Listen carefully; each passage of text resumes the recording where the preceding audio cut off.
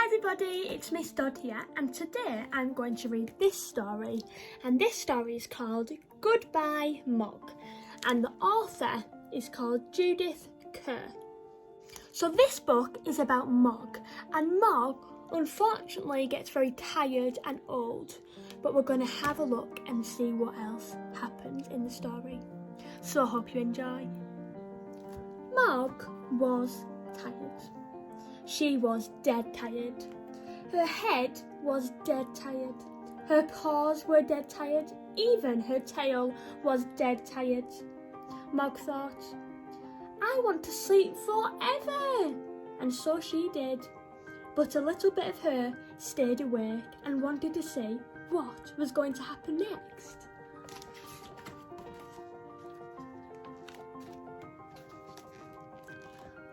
What happened next was that everyone wept. Oh no, why do you think they're crying?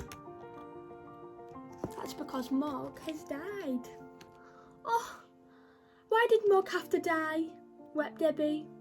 She was so lovely, wept Nikki. Well, she was quite old, said Mrs. Thomas. Then she wept too. Even Mr. Thomas wept. He said, she was our family pet, we'll all miss her. Well, of course they're going to miss me, thought MOG. They'll never manage without me. But it's quite true. I was very lovely. So, MOG died, but she was still watching what was going on. After this, nothing happened for some time. Debbie and Nikki talked about her. Remember how she used to hang her tail in front of the telly? Said Nikki. Like this, you mean? Thought MOG. But the telly shone right through her. She used to come into our beds, said Debbie. And look, here I am, thought MOG. Oh, but nobody looked. MOG thought, they can't see me. Then suddenly, one day, there was a kitten in our house. Mrs. Thompson said, its mother couldn't look after it, so I said we would. It will be our new family pet, MOG thought. This kitten is very small, Mr. Thomas said. Are you sure it's big enough? The kitten was frightened of everything. It was frightened of noise. It was frightened of newspapers. It was frightened of bags. And it was frightened of even being picked up. Oh dear, said Mrs. Thomas. It's not much of a pet, is it? Said Mr. Thomas. MOG thought, this is the wrong sort of kitten. Just give me some peace, said Mrs. Thomas, and play something quiet while I go to the shops. The kitten had lots of peace now, said Nikki. It must be getting bored. Perhaps it would like some milk, said Debbie. Well, really, thought MOG, and in my dish too. Look. Oh no, I think MOG looks a little bit sad that the new kitten's in his bowl.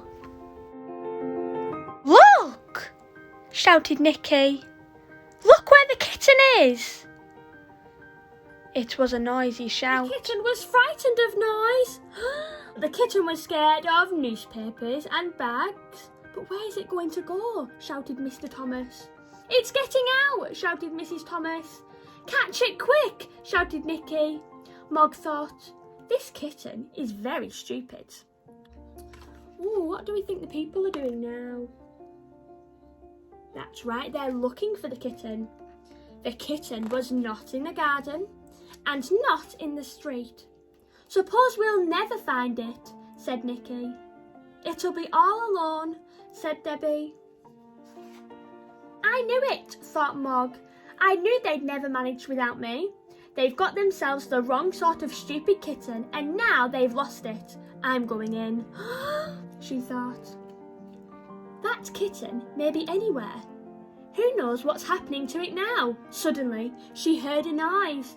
It was a kitten noise.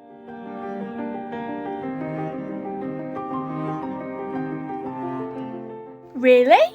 Thought MOG. It never went out at all. Now what? The kitten looked at Mog. The kitten crept up to Mog. The kitten purred. Well, I never, thought Mog.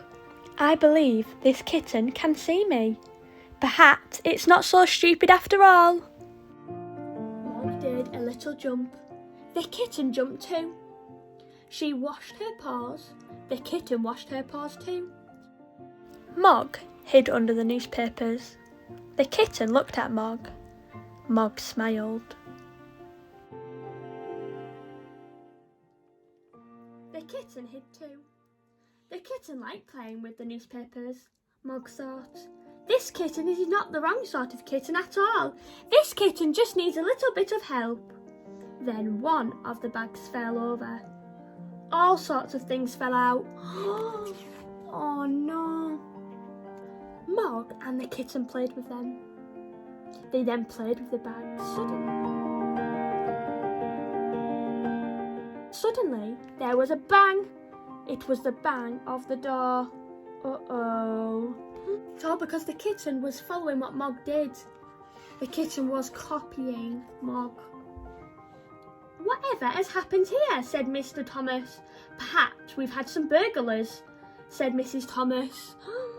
Nicky said, why is that newspaper moving? Uh-oh.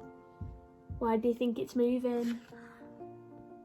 It's the kitten, shouted Debbie. Don't touch it, shouted Miss Thomas. It'll scratch you, shouted Mr. Thomas.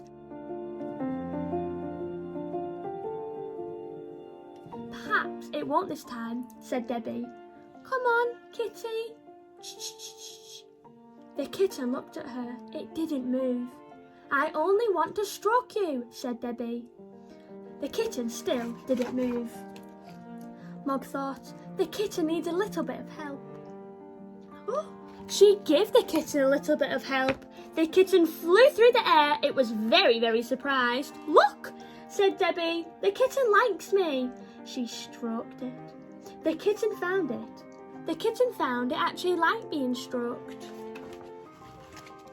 And it liked being tickled. And it loved to play.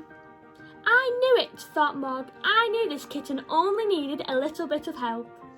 It made me quite rumpus, said Mrs. Thomas. That could be its name, said Vicky. We could call it Rumpus. Come on then, Rumpus, said Mrs. Thomas. Let's get you something nice to eat. Well, we've really got a new family pet at last, said Mrs. Thomas. Debbie said, but I'll always remember Mog. So I hope, thought Mog, and she flew up and up and up right into the sun. The end. I hope you enjoyed that story. So, I want to know how you felt when we were reading this story. Can you let me know? See you later. Bye.